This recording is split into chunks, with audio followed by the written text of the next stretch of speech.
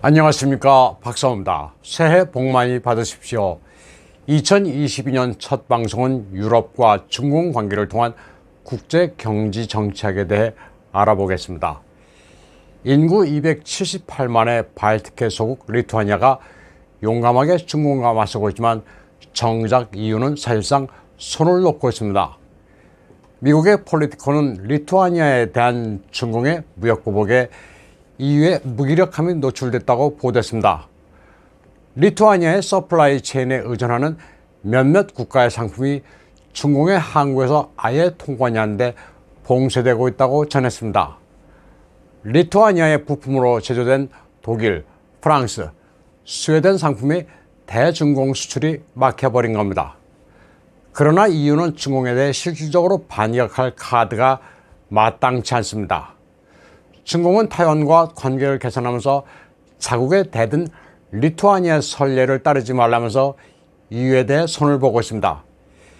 EU는 말로는 리투아니아의 대의를 존중하는 것처럼 보이지만 중공에 대해 쓸 카드가 별로 없습니다. 그저 WTO에 제소한다는 게 전부인데 WTO는 사실 조정 기능이 마비되다시피 해결하려면 몇 년이 걸릴지 알 수 없습니다. 라트비아 출신의 EU 상무관 발디스 돔브롭스키는 리투아니아를 지지한다면서 WTO에 조사를 요청하겠다고 말했지만 여기에 따르는 실무적 어려움을 호소했습니다. EU 의원이며 리투아니아 야당 3인당 당수 빌야 블린케비추테는 당장 집권 여당을 비판했습니다. 자기네들이 집권당이라면 타이완의 편을 들어 중공과 경제전쟁을 하지는 않았을 것이라고 말했습니다. 중공 관영 글로벌 타임즈에 따르면 중공은 리투아니아가 EU를 인질로 삼고 있다면서 독일에 대해 타이완 카드를 사용하지 말라고 촉구했습니다. EU를 이끌고 있는 국가 독일에 대해 압력을 가하고 있는 것입니다. 추 독일 중공 대사관의 경제공사 왕웨이동은 리투아니아가 마이크를 들고 떠드는 마이크로폰 디플로머시를 하고 있다고 경고하면서 베이징이 EU를 겨냥해 경제 압박을 가하고 있다는 서구 미디어를 비난했습니다.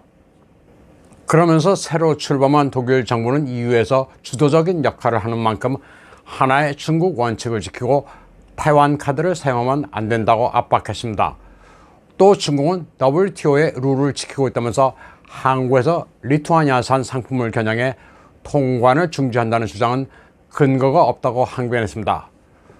독일의 신임 총리 올라프 쇼츠 내각은 점증하는 반중 정세를 고려하는 제스처를 취하고는 있지만 중공은 그에게 희망을 걸고 있습니다.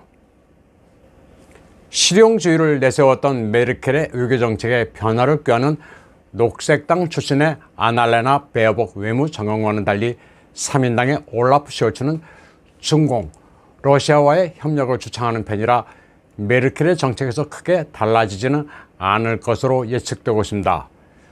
중공과의 경제협력의 중심지인 함부르크 출신인 그는 리커창과도 자주 만났습니다. 특히 2015년부터 2019년까지 중국 공청단 인사들과 주기적으로 만나 교분을 다졌습니다. 함부르크는 선박이 운송하는 화물의 3분의 2가 중공산으로 유럽의 차이니스 캐피털로 불립니다. 그는 총리가 된 뒤 EU를 독립적이며 자주적이고 더 강하게 만들겠다고 선언했습니다. 많은 전문가들은 그가 미국의 영향권에서 벗어나려는 야심을 가진 것으로 보고 있습니다. 특히 2020년에 독일과 중공의 무역액은 2,530억 달러로 미국과의 무역액인 1,730억 달러를 넘어섰습니다. 그는 선거 기간 중에 반중 정세를 고려해 독중 관계에 대한 언급을 노련하게 피해갔습니다. 그러면서 서방 세계에서 미국의 지도적 위치를 교체할 필요가 있다고 말했습니다. 독일을 미국과 동등한 세계 경제 지도국으로 끌어올리겠다는 야심을 피력했는데 그러기 위해서는 강한 파트너가 필요합니다. 때문에 전문가들은 그가 중공을 내심 긍정적으로 보는 것으로 판단하고 있습니다. 독일이 중공과 결코 소원해질 수 없는 이유는 바로 자동차입니다. 메르세데스 벤츠, BMW, 아우디, 폭스바겐은 중공이 가장 큰 시장입니다. 중공의 개혁 개방 이후 가장 먼저 뛰어든 업체가 바로 폭스바겐입니다. 메르세데스 벤츠를 만드는 다이물러는 중공 시장에서 크게 약진하고 있습니다. 차의 덩치를 키운 롱 휠 베이스 모델을 C클래스, E클래스에 적용해 중공 고객의 입맛을 맞추고 있습니다. 메르세데스 벤츠는 2020년의 경우 무려 12%나 성장해 중공 시장에서 77만 4천 대를 팔았습니다. 2021년에도 6%나 성장했는데 2022년에도 전기차를 비롯해 모든 라인업이 성장세를 이어나갈 것으로 예측되고 있습니다. 다이물러의 중공 책임자인 후버트 스트로슈카는 거대 시장 중공은 2022년에도 큰 결실을 맺을 것이라면서 충전시설이 있는 도시에서는 전기차를 내놓고 기타 지역에서는 내연기관 엔진의 벤츠가 강세를 보이는 만큼 판매를 확대하겠다고 말했습니다. 특히 전기차 부문에서는 중공 토종업체들이 저렴한 가격대의 차를 내놓고 있는 만큼 벤츠는 프리미엄 시장에서 승부를 볼 것이라고 말했습니다. 벤츠는 현대와도 합작 관계인 베이징 자동차와 제휴하고 있습니다. 2005년 8월에 설립된 베이징 벤츠는 R&D는 물론이고 엔진 제조, 완성차, 애프터 세일즈 부문을 가지고 있습니다. 베이징 벤츠는 세계에서 독일 이외에 가장 크고 종합적인 벤츠 생산 거점과 R&D 센터를 보유하고 있습니다. 베이징 벤츠는 전 세계적으로 가장 잘 팔리는 C클래스, E클래스, GLC, GLA 등 4개 모델을 현지 생산합니다. 특히 베이징 벤츠는 내연기관의 핵심인 실린더와 실린더 헤드, 크랭크샤프트를 베이징 공장에서 만들어 독일에 되팝니다. 독일에서 제조되는 다이물러 엔진에 중공산이 들어가는 셈이니 베이징 벤츠는 다이물러의 글로벌 서플라이 체인의 중추나 다름없습니다. 벤츠는 중공시장에 상당한 공을 들이고 있습니다. 대표적인 게 E클래스 롱 휠 베이스입니다.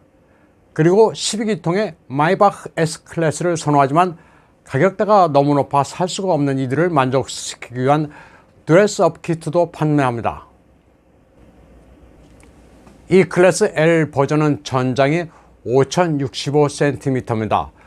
그릴과 엠블럼, 사이드 몰딩으로 구성된 키트로 E클래스를 마이바흐 S클래스로 감쪽같이 변신시킬 수 있습니다. 마이바흐 S클래스는 기본형 가격표가 $20만 넘습니다. E클래스 L 버전을 초호화 세단으로 꾸밀 수 있는 드레스업 키트는 알리바바에서 쉽게 살 수가 있다고 합니다. 메르세데스 벤츠 못지않게 BMW도 중공시장에 적극적이고 판매 성적도 발군입니다.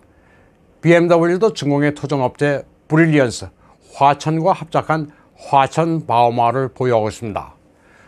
BMW는 2020년에 61만여 대, 중공시장 점유율 3.11%를 차지했습니다. 2012년에 처음 1%를 돌파해 3%를 넘었으니 가격이 비싼 프리미엄 차량인 점을 감안하면 엄청난 위력입니다. 그리고 2021년에도 70만 대 약간 못 미치는 양을 판매했습니다. 전년 대비 20%나 성장한 수치로 전 세계 판매량의 3분의 1에 달합니다. 화천 바오마는 랴오닝성 선양에 공장을 가지고 있는데 2010년에 생산 설비에 730억 위엔을 투자해 독일을 제외한 해외 생산 기지로서는 가장 규모가 큽니다. BMW는 중국 내 4개 도시에 R&D 센터를 가지고 있습니다. 2020년 9월에는 전기차용 배터리 제조 공장까지 열었습니다. BMW는 기존의 1, 3, 5 라인업에 대해 중형 SUV X5도 2022년 2분기부터 중공에서 생산할 계획인 것으로 전해졌습니다.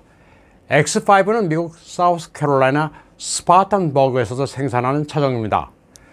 미중 무역 전쟁으로 미국산 BMW에 40% 보복 관세를 매기자 BMW는 2018년 태국 공장에서 생산한 물량을 중공시장에 투입하다가 이번에 아예 화천 바오마에서 X5를 생산하기로 했습니다.